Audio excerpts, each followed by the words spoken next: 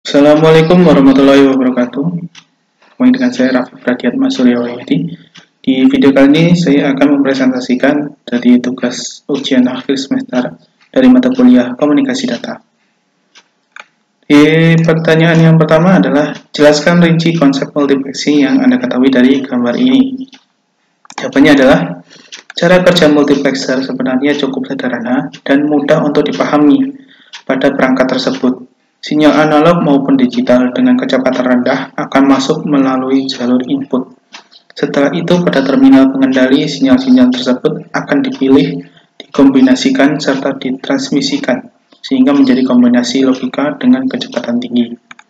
Jadi ketika MUX menerima perintah, baik yang berupa sinyal digital ataupun kode biner, maka secara otomatis sinyal tersebut akan diseleksi.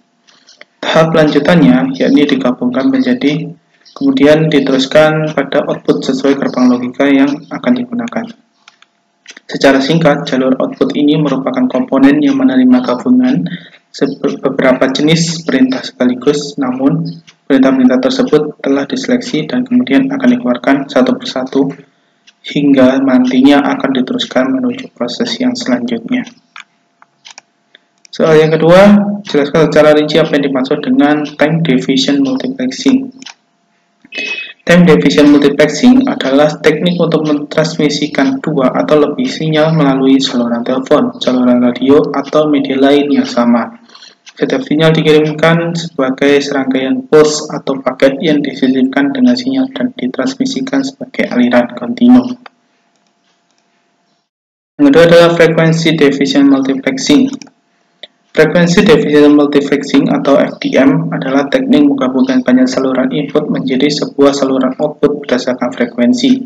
Jadi total bandwidth dari keseluruhan saluran dibagi menjadi sub-sub saluran oleh frekuensi. Tiga adalah framing. Framing adalah cara untuk memilih aspek tertentu dari realitas untuk disajikan kepada khalayak. Teori framing dapat diterapkan pada berbagai situasi, termasuk media massa, kampanye politik, dan pemilihan produk. Berikutnya adalah post stuffing. Post stuffing adalah menyisipkan bit tambahan ke dalam suatu aliran data untuk menghalangi munculnya kontrol yang tidak diinginkan. Dan yang ketiga adalah salah satu perangkat teknologi informasi yang menggunakan konsep multiplexing. Jadi salah satu perangkat teknologi informasi yang saya gunakan adalah Linux. Yang pertama adalah spesifikasi minimal Ubuntu 12, prosesornya 700 MHz, prosesor Intel Celeron Operator 300Hz for server. Memorinya adalah 384 MB sampai 128 for server. Harddisknya 5 GB, and hard drive space 1 GB for server. Grafiknya VGA cable of 1024 x 768 screen resolution for desktop version.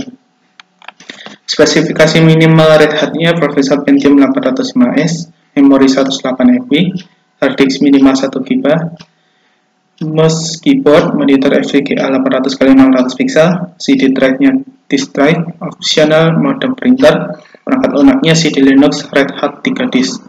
Spesifikasi minimal open source-nya prosesor Intel Pentium 114, Xeon atau lebih tinggi, AMD Duron Athlon Atom, XP, Athlon MP, Athlon 64, Sempron, Operon atau lebih tinggi. Memori sedikitnya 256 MB. Harddisknya HDD 500 MB untuk sistem minimal 2,5 GB untuk sistem standar. VGA-nya 32 MB atau lebih tinggi. Spesifikasi minimal Fedora 13, prosesor 400 MHz atau yang lebih tinggi. Memori 512 MB direkomendasikan 1 GB. Harddisk dengan ruang kosong 10 GB. CD atau DVD kosong 1 GB. Spesifikasi minimal DB-nya prosesor Intel Pentium 2,66 MHz, RAM-nya 256 MB dan harddisknya 1 GB. Yang kedua adalah prinsip kerja dari Linux itu sendiri. Sebagai sistem operasi desktop, meskipun tidak sepopuler Windows, Linux juga dapat digunakan sebagai sistem operasi desktop dengan berbagai varian seperti Ubuntu dan Mint. Linux desktop dapat digunakan untuk berbagai kegiatan seperti pengolahan dokumen, menjelajah web, atau bahkan editing video. Yang adalah sistem multiplexing yang digunakan oleh Linux itu sendiri. yaitu adalah Timux yang mulai menggunakan istilah multiplexer. Ini hebat dalam apa yang dilakukannya. Ini berjalan sebagai daemon sehingga sisi terminal Anda tetap aktif. Bahkan setelah Anda menutup emulator terminal tempat Anda melihatnya, ini membagi layar terminal Anda menjadi panel sehingga Anda dapat membuka permintaan terminal unik di masing-masing panel. Dengan eksistensi ini, berarti Anda juga dapat terhubung dari jarak jauh ke sejumlah sistem dan membukanya ke terminal. Anda juga menggunakan kemampuan TEMUS untuk mencerminkan atau mengembalikan multiplex dalam istilah elektronik input ke panel terbuka lainnya. Dimungkinkan untuk mengontrol beberapa komputer sekaligus dari satu panel perintah pusat. TEMUS memiliki pemisahan vertikal, saat GAIR GNU hanya memiliki pemisahan horizontal yang menarik penggemar yang mencari fleksibilitas maksimum. Dalam fleksibilitas adalah apa yang didapatkan pengguna dengan TEMUS itu dapat memilih dan melayani praktis, tidak ada yang tidak bisa dilakukan. Baiklah, presentasi itu dari saya. Nanti akan saya kasihkan link, dicantumkan link YouTube di bawah ini, lalu akan dikumpulkan. Saya akhiri. Assalamualaikum warahmatullahi wabarakatuh.